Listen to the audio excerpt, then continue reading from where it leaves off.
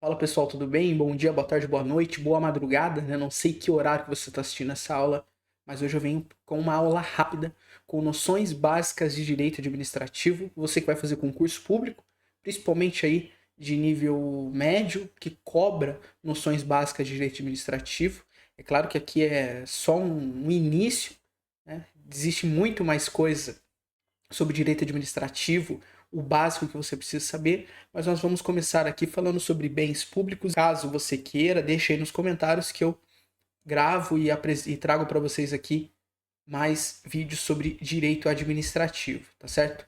Então vamos começar aqui com as nossas noções básicas de direito administrativo.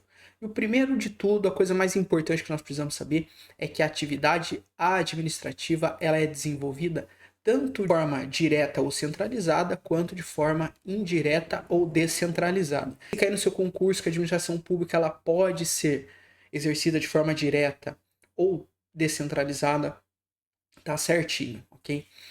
Então, a atividade ela vai ser exercida de modo direta ou centralizada por meio dos órgãos públicos.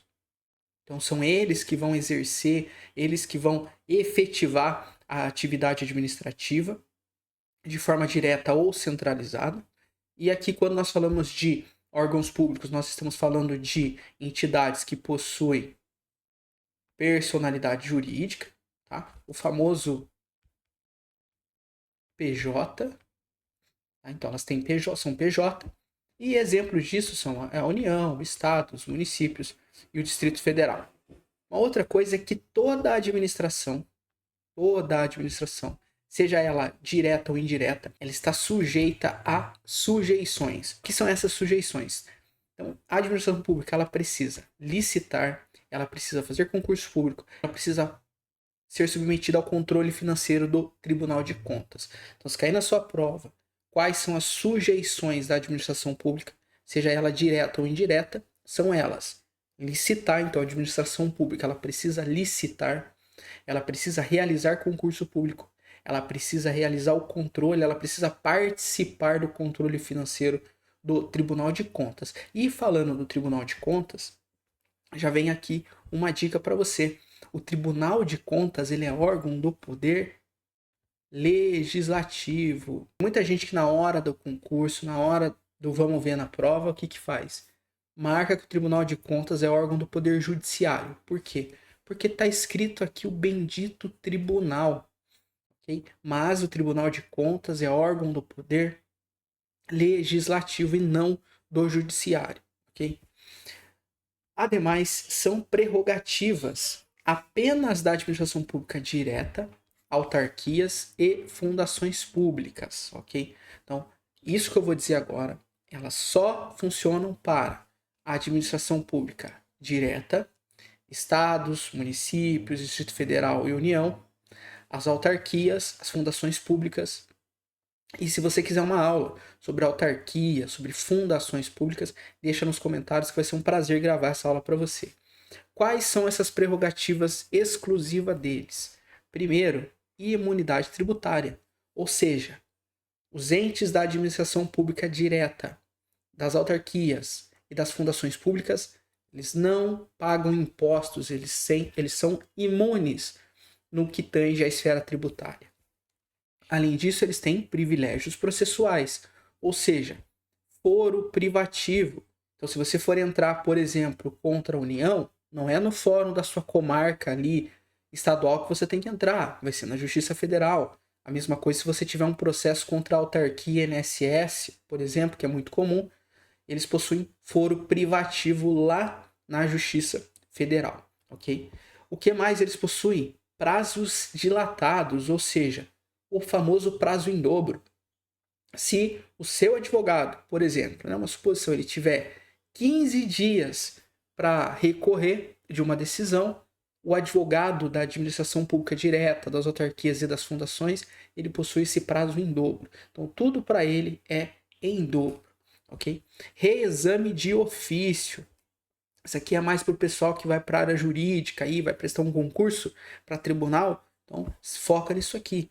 Se o procurador da Fazenda Pública, que representa a administração pública direta, ok? Se ele não recorrer, olha o que acontece. O juiz de ofício, o que significa o juiz de ofício? Significa que, sem ser provocado, o juiz vai verificar e ele, espontaneamente, vai realizar o quê? O recurso, remetendo a ação para o segundo grau. São outras prerrogativas. Bens públicos. E as últimas duas prerrogativas são os poderes administrativos e execução fiscal. Então são essas as prerrogativas da administração pública direta, da autarquia e das fundações públicas. Bom, vamos agora então conversar um pouquinho sobre bens públicos, tá? O que são bens públicos? Então, os bens públicos, eles são aqueles cujo dono é uma pessoa jurídica de direito público. Quem são essas pessoas jurídicas do direito público? Nós acabamos de falar. A administração direta, as autarquias e as fundações públicas, ok? Nós temos, dentro da Constituição, os bens que vão pertencer à União, os bens que pertencem ao Estado e ao Distrito Federal e os bens que pertencem aos municípios. Os bens da União, eles são exemplificativos lá no artigo 20 da Constituição de 1988. Os bens dos estados, eles também se apresentam de modo exemplificativo lá no artigo 26. Dentro dos bens públicos, nós temos 3 tipos de bens. Nós temos os bens de uso comum do povo, os bens de uso especial e os bens dominicais. Quando eu digo que nós estamos diante de bens de uso comum do povo, são aqueles bens que a população pode fazer uso. Então, é o meio ambiente, são as praças, são os rios, enfim, tudo aquilo que a população pode usar, pode usufruir, nós vamos chamar de bem de uso comum do povo. O segundo tipo de bens são os bens de uso especial. O que é um bem de uso especial? São aqueles que são destinados para prestação de um serviço público.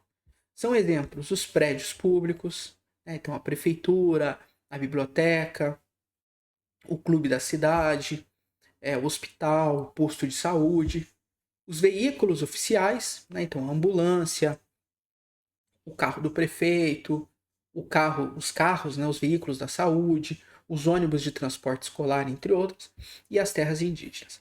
Aí você deve estar se perguntando, Jefferson, mas se os bens de uso comum do povo são os bens que a população pode usar e os prédios públicos, né, a prefeitura, a população pode usar, o hospital a população pode utilizar, os veículos, né, de transporte a população pode utilizar.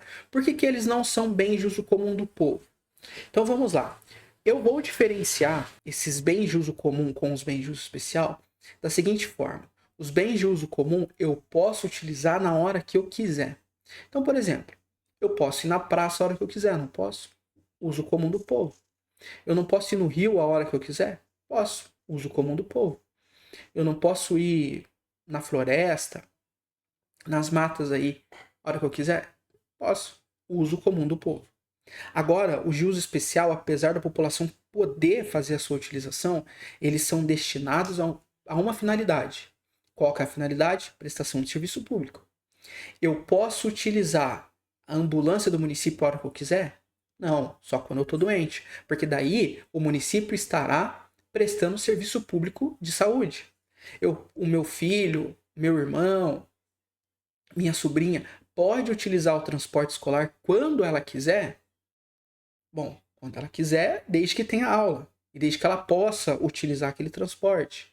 Eu posso utilizar um transporte escolar, dependendo da situação. Eu posso utilizar algum outro veículo oficial do município? Posso, desde que ele esteja prestando um serviço público. Então percebam que o uso de bem especial, né? Um outro exemplo, eu posso ir na prefeitura a hora que eu quiser? Posso, desde que ela esteja aberta, mas eu não posso utilizar ela do jeito que eu bem entender. Então percebam que os bens de uso especial, eles se destinam à prestação de um serviço público específico e a população não pode usufruir desse uso quando ela bem entender. Eu não posso entrar na ambulância do município e simplesmente sair achando que eu sou o Dominique Toretto. Agora, os bens de uso comum do povo eu posso usufruir, eu posso utilizar na hora que eu bem entender, tá certo? E por fim, nós temos os bens dominicais. O que são os bens dominicais? São os bens que não possuem uso. Os bens inservíveis. Os bens dominicais, pessoal, são os bens que são leiloados. Então, por exemplo, vamos supor que o município possui alguns maquinários parados lá no pátio.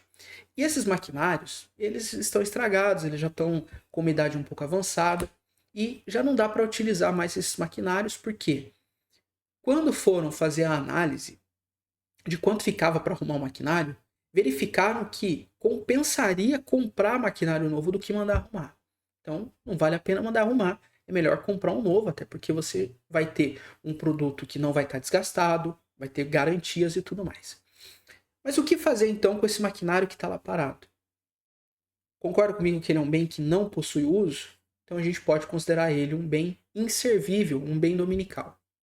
Esses bens inservíveis, os bens dominicais, eles podem ser leiloados. Então o município, o Estado, a União pode leiloar esses bens que não servem mais para ela, seguindo todas as regras e todos os trâmites legais para fazer então esse leilão desses bens, tá certo?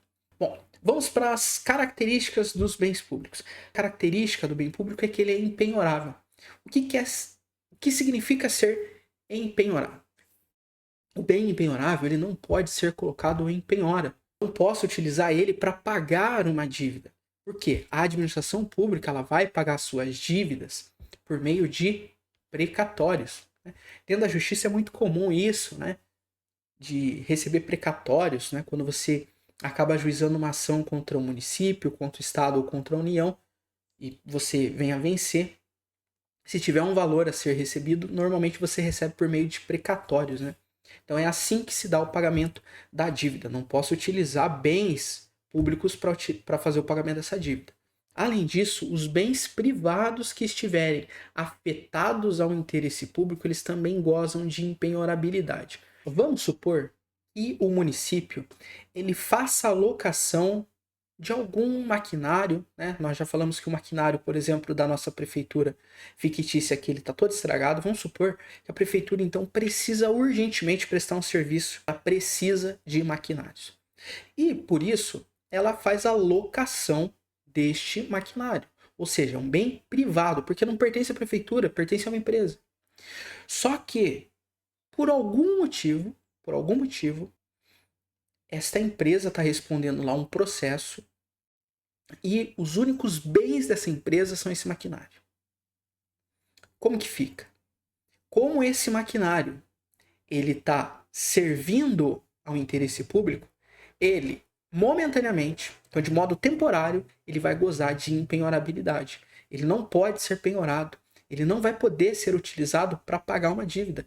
Por quê? Porque naquele exato momento, este maquinário, esse bem que é privado, ele está a serviço do interesse público. E a lei é muito clara que o interesse público ele está acima do interesse privado. Um outro exemplo é o seguinte: vamos supor que aconteceu um caso fortuito, coisa maior, e a prefeitura, em um determinado município, e a prefeitura ela teve que deixar a sua sede. E ao deixar a sua sede, ela teve que locar um espaço então para ser a prefeitura de modo provisório. É claro que esse espaço ele é privado, porque foi uma alocação de um espaço para transferir de modo temporário à prefeitura. Quando a prefeitura estiver ali, naquele bem privado, este prédio ele está revestido da impenhorabilidade. Por quê? Porque ele está servindo ao interesse público. Quando a prefeitura sair dali, locar um outro espaço ou voltar a ter uma sede própria, a impenhorabilidade que recaía sobre aquele prédio locado, ela some. E aí sim, ele passa a se comportar como se um bem privado fosse, tá certo? Próxima característica é a imprescritibilidade. O que significa isso? Significa que o bem público ele não pode ser alvo de uso capião. Não pode, ok? Jefferson, o que significa? Vamos pensar aqui o seguinte, que o município ele tem um prédio. público, um prédio dele, e está sem serventia. E alguns moradores ocupam esse prédio e passam a residir nele como se moradia fosse. E ficam ali 1 ano, ficam 2 anos, ficam 5 anos, ficam 10 anos, ficam 15 anos, ficam 20 anos, e eles falam, viu, vamos entrar com uma ação então de uso capião, a gente já está aqui há tanto tempo nesse espaço, vamos entrar com uma uso capião para a gente virar dono deste imóvel. Pode? Não pode. Por quê? Porque o bem público ele é revestido da imprescritibilidade.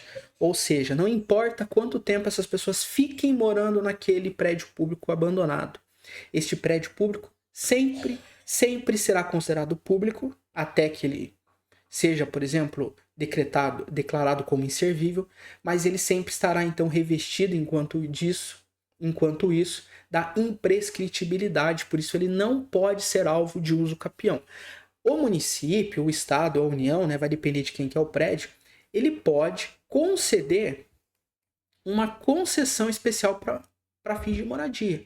Ele pode fazer isso, porém não poderá, as pessoas que estão ali residindo não poderão entrar com uma ação de uso capião por conta da imprescritibilidade. Então guarda aí, bem público nunca pode ser alvo de uma ação de uso capião, tá certo? Próxima característica, a não onerabilidade. O que significa isso? O público ele não pode ser gravado. Significa que ele não pode ser hipotecado, que ele não pode ser penhorado e não pode sofrer nenhum outro gravame. Por fim, nós temos a inalienabilidade. O que é isso, Jefferson? Ele não pode ser vendido. Ué, mas o bem público não pode ser vendido, Jefferson? Não pode. Ué, mas você acabou de falar lá em cima que ele pode ser leiloado, não é ser vendido? É. Porém, o que eu mencionei? Que é necessário seguir regras. Eu não posso simplesmente... Vamos pensar aqui uma cidade fictícia, Jefópolis. Normalmente, quando eu dou aula presencial, meus alunos já sabem dessa cidade aí. Vamos pensar que em Jefópolis eu sou prefeito. Eu não posso simplesmente acordar e falar que eu vou vender todos os bens do município. Por quê? Porque eles são revestidos da inalienabilidade. Então eu não posso vender eles. Porém, eu posso vender apenas se eu seguir um rito. Qual que é esse rito? Tem que respeitar 4 requisitos. O primeiro é avaliação prévia. Então esse bem que vai ser vendido, ele precisa ser avaliado. Justamente para a gente saber o valor real que ele está valendo. Segundo, precisa demonstrar o interesse público. Jefferson, que interesse público? O interesse público da venda. É claro que um maquinário ou alguma coisa do tipo que está lá, empoeirado, quebrado, ele não serve para mais nada. É claro que a venda tem um interesse público. Qual que é o interesse público? Eu posso pegar esse dinheiro e investir na educação, posso investir na saúde, posso investir na melhoria das estradas, né? Então, existe um interesse público, mas eu preciso demonstrar que a venda deste bem público, inservível, ela está revestida de interesse público. O terceiro ponto é que ele deve ser desafetado. Aí que vem o pulo do gato. Por quê?